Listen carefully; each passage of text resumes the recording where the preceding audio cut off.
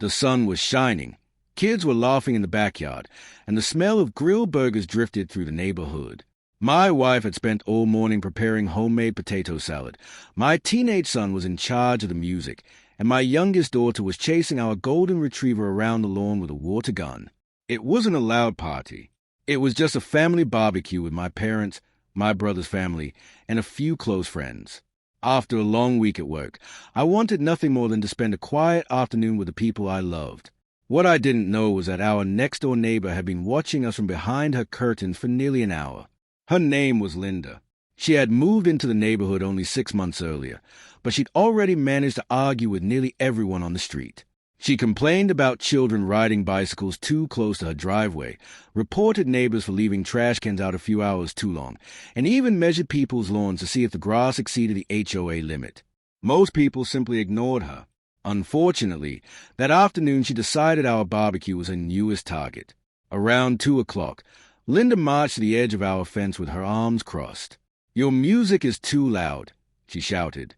I turned the small Bluetooth speaker down a little, even though it was barely louder than normal conversation. "There," I said politely. "Better." She didn't answer. Instead, she stared at the grill. "You're creating too much smoke. You're disturbing the neighborhood." I looked at the grill.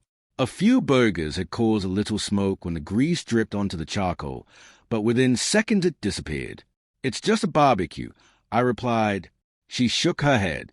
"You people think the rules don't apply to you." Then she walked away. I figured that would be the end of it. I was wrong. About 20 minutes later, 2 police patrol cars slowly pulled onto our street. The children stopped playing. Everyone looked confused. The officers stepped out and walked toward my driveway. Linda followed closely behind them with a huge smile on her face. She loudly announced to anyone listening, "Finally, someone is going to shut this illegal party down." One officer approached me politely. "Good afternoon, sir. We received a complaint about excessive noise, dangerous smoke, and an unauthorized gathering." I smiled. "I understand. Would you like to take a look around?" The officers glanced around the backyard. Kids were laughing. Grandparents sat under an umbrella. A few burgers sizzled on the grill. The music was now so quiet it was almost impossible to hear. One officer looked slightly confused. "This is the complaint?" I nodded. "Apparently." Linda immediately interrupted. "They are disturbing the peace. They are violating fire safety. There are too many people." The officer calmly counted everyone. There were 12 people. The city's ordinance allowed gatherings far larger than that. He looked back at Linda. They are well within the law." She wasn't happy. "You aren't doing your job." Before the officer could respond, another patrol vehicle arrived. This time it wasn't because of another complaint. It was because the shift supervisor had heard the call over the radio and happened to be nearby. He stepped out of his SUV, looked toward me, and suddenly smiled. "Chief." Every officer standing there immediately turned toward me. One after another, they straightened their posture. "Good afternoon, Chief." Linda's face instantly changed. She looked from me to the officers and back again. "What?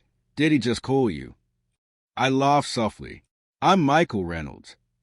I serve as the city's police chief." The silence that followed was almost unbelievable.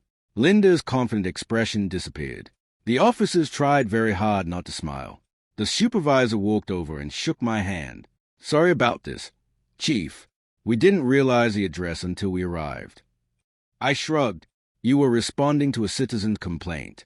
That's exactly what you're supposed to do." The officers appreciated that answer. They had simply been doing their jobs professionally. But Linda wasn't finished. She pointed at me and insisted, "He's only saying that because you're his employees." The supervisor calmly replied, "Actually, we investigated a complaint before recognizing him. There are no violations here." Instead of accepting the answer, Linda became even louder. "I want your badge numbers." The officers politely provided them. "I'll report every one of you."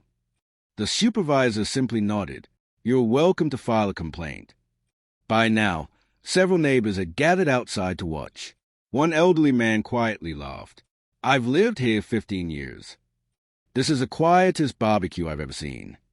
Another neighbor added, "Linda calls somebody every weekend." Apparently, this wasn't the first time. Over the next few minutes, more residents shared similar stories. One family had police called because their kids played basketball. Another because someone parked illegally on the street. Another because a birthday party lasted until late in the evening. The responding officers listened carefully. They began realizing this wasn't an isolated incident. Linda had developed a habit of making unnecessary emergency calls. The supervisor asked dispatch to review her recent complaint history. Within minutes, the answer came back. Over the previous 4 months, Linda had made more than 30 calls. Almost every complaint had been determined to be unfounded. Some involved children laughing. Others involved dogs barking during the daytime. One complaint involved a lawnmower operating on a Saturday morning. The supervisor quietly sighed. Then he turned toward Linda. Intentionally making repeated baseless emergency complaints can become a misuse of public resources. She immediately became defensive. "So now you're threatening me because he's your boss?" "No, I'm explaining the law." She crossed her arms. "I know my rights." "So do we," the supervisor answered calmly. The conversation ended there. The officers wished everyone a pleasant afternoon and started walking back toward their vehicles. Before leaving, one young officer smiled at my daughter. "I hope the burgers are still warm." She laughed. "We made extras." My wife looked at me. "Invite them." Within minutes, the officers accepted a quick burger during their break after confirming dispatch had no pending emergency calls.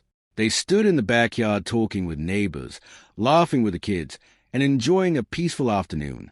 Ironically, the police officers Linda had called to ruin our barbecue ended up becoming guests at it.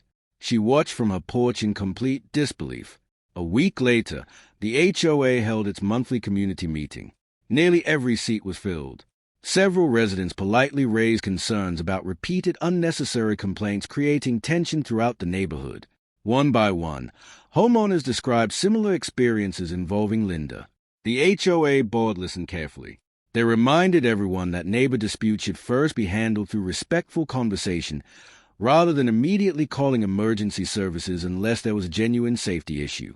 The message was clear without mentioning anyone by name. Over the following months, something changed. The unnecessary complaints almost completely stopped. Neighbors began talking to each other instead of arguing. Children played outside again. Families felt comfortable inviting friends over without worrying that police cars would suddenly appear. As for Linda, she eventually realized something important. Respect isn't earned by trying to control everyone around you. It's earned by treating people with kindness.